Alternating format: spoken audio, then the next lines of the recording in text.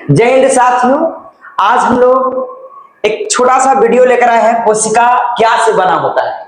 पिछले ही वीडियो में एक कमेंट आया था कि कोशिका क्या से बना होता है, तो चलिए आज इसी कंटेंट पर हम लोग बात करेंगे कि कोशिका क्या से बना होता है, कोशिका के अंदर क्या क्या होती है, कौन कौन सी पदार्थ होती है।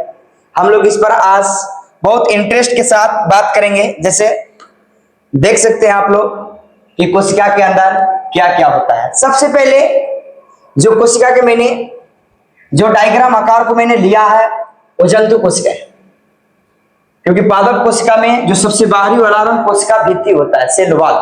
मैंने प्लाज्मा झिल्ली लिखी, यानी जंतु कोशिका का जो ये मैंने चित्र लिया है, और आपको जो सबसे बाहरी वाला परत प्लाज्मा झिल्ली जो नजर आ रहा है, ये प्लाज्मा जो झिल्ली है ये प्लास्टिक की भीति कार्य करता है, यानी प्लास्टिक की तरह कार्य करता है। जिस प्रकार हम लोग बहुत सारे मार्केट से सामान ले लेते हैं, सब्जी वगैरह, तो उसको हम लोग एक प्लास्टिक में घर लेकर आते हैं, उसी प्रकार ये कोशिका को भी रक्षा करता है और कोशिका के अंदर समस्त सभी पदार्थों को अच्छी तरह से रखने का काम अपने अंदर करता है। उसका नाम है प्लाज्मा झिल्ली, यानी कोशिका के अंदर की पदार्थों को रक्षा करता है बाहरी पर्यावरण से। तो प्लास्टिक की तरह यह भी कार्य करता है, जिसका नाम क्या है, प्लाज्मा झिल्ली, जो लिपिड तथा प्रोटीन का बना होता है। तो चलिए सबसे पहले कोशिका के अंदर हम ये बात नहीं कर रहे कि क्या है, कोशिका के अंदर जितने भी समक्ष पदार्थ हैं, जितने भी पदार्थ हैं, वो सम्मिलित रूप से मिलकर उन लोग जीव द्रव्य का निर्माण करता है, यानी कोशिका में जान को लाता है। एक जीव इसमें जान लाने का काम करता है।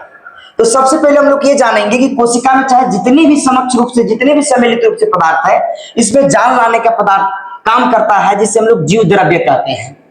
और ये जीव द्रव्य जो है ना, वो दो भाग है इसमें जीव द्रव्य के, एक केंद्रक और दूसरा है कोशिका द्रव्य। आप केंद्रक जानते हैं, डीएनए इसमें होता है, एक आरएनए होता है। डीएनए और आरएनए आनुवांशिक पदार्थ है। कुछ बच्चे सोचते होंगे ना कि सर केंद्रक में तो गुणसूत्र होता है, सर केंद्रक में क्रोमैटिन होता है, तो देखिए जीन होता है, ऐसे ऐसे प्रश्न करते हैं। तो डीएनए और आरएनए ही सबका एक रूप है, इसी से सारे रूप प्रदान होते हैं।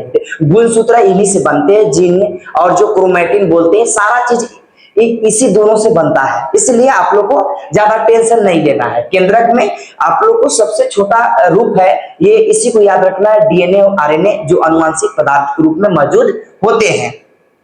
उसके बाद कोशिका द्रव्य होता है, यानी मुख्य रूप से कोशिका में दो ही भाग है, केंद्रक व कोशिका द्रव्य। कोशिका द्रव्य में देखिए दो प्रकार के कण होते हैं, एक निर्जीव और दूसरा सजीव कण होते हैं। जो निर्जीव कण होते हैं कोशिका द्रव्य में, ये जो कोशिका द्रव्य है इसमें दो प्रकार के कण होते हैं। देखिए एक निर्जीव और ये जो आपको कोशिकांग दिखाई दे रहे हैं सजीव कण होते हैं। तो एक निर्जीव कण वसा प्रोटीन के कुछ बूंद होते हैं, कण होते हैं छोटे छोटे, जिसे हम लोग निर्जीव कण कहते हैं, या इसी को हम लोग मेटाप्लास्ट बोलते हैं। और इसमें जो कोशिका द्रव्य में सजीव कण होते हैं उसे हम लोग माइटोकॉन्ड्रिया, गोल्गी बॉडी, मोलेक्यूल जिसे राजधानी, सेंट्रोसोम, अंतःप्रद्रव्यजलिका, राइबोसोम, लाइसोसोम, ये जितने भी कोशिका के अंदर कोशिकांग है, कोशिका द्रव्य के अंदर, उसे कोशिकांग कहा जाता है। तो आप समझ सकते हैं कि ये सारे पदार्थों को सम्मिलित रूप से कोशिका बना है। तो कोशिका आप डायरेक्ट समझ जाइए कि कोशिका में मुख्य रूप से दो ही भाग होते हैं, एक केंद्रक, दूसरा कोशिका द्रव्य। केंद्रक में डीएनए और आरएनए जैसे आनुवांशिक पदार्थ होते हैं, और कोशिका द्रव्य में दो प्रकार के कण होते हैं, एक निर्जीव और दूसरा सजीव। निर्जीव मतलब वसा प्रोटीन के कुछ कण होते हैं, और सजीव का मतलब कोशिकांग होते हैं, जैसे माइटोकॉन्ड्रिया, जैसे गोल्गी बॉडी, जैसे राजधानी जिसको गोल्गी बोलते हैं, जैसे सेंट्रोसोम, तारक है, अंतःप्रद्रव्यजलिका, राइबोसोम, लाइसोसोम, ये सारे हैं कोशिकांग है जो सजीव कण होते हैं। और ये सारे सम्मिलित रूप से ये कोशिका को निर्माण किया है। तो कोशिका में ये सारे कण होते हैं और इसी से कोशिका बने होते हैं। मैंने अगर इसमें भी आपको किसी प्रकार की समस्या हो तो आप कमेंट कर सकते हैं, उस पर भी हम आपको कंटेंट देने का काम करेंगे।